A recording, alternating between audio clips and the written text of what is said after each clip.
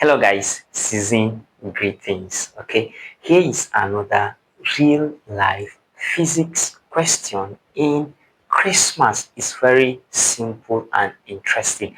It's something you've seen, it's something you know. Okay, so come with me, let me show how you solve this simple question. All right, please don't forget to subscribe, don't forget to like the video, share it with family and friends. All right, let's go there. Okay,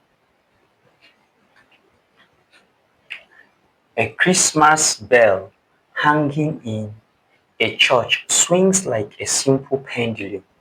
The length of the string is 1.0 meter.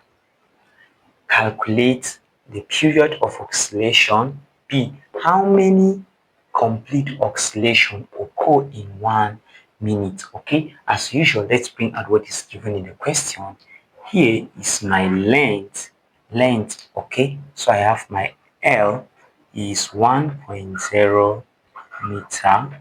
Okay, what do I have again? I have 1 minute. So my time is equal to 1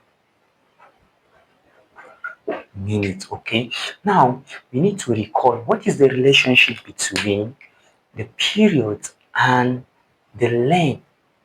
Okay, the relationship of period and length is period t is equal to 2 pi root L over G, right? We know that pi is a constant. In decimal is what?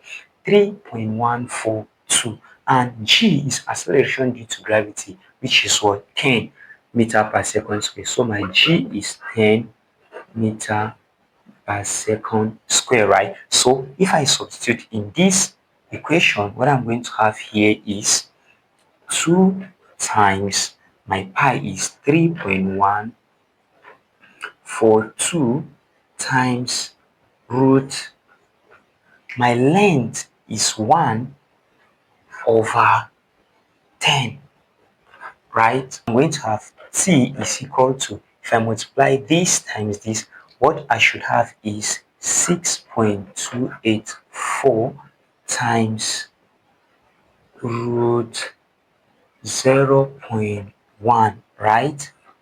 Equal to, now root 0.1, what I'm going to have is 6.284 times 0.316, right? If I multiply this, what my period t is equal to 1.986 seconds, right? Now approximately my period, I can approximate it to 2 seconds, right? Good. This is to solve for A. Now, so to solve for B, we are asked to calculate the number of oscillations. So, number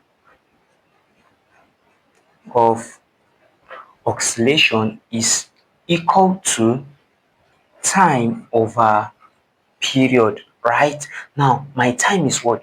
1 minute. So, I'm not going to use 1 minute. I have to change it to seconds, right? So that the unit will be the same with the unit of period. So, to change minute to second is what? I'll multiply by 60. So, 1 times 60 is equal to 60. So, what I have here is 60 divided by 2. This will give me 30 oscillation. So you see, the number of oscillation is 30, right?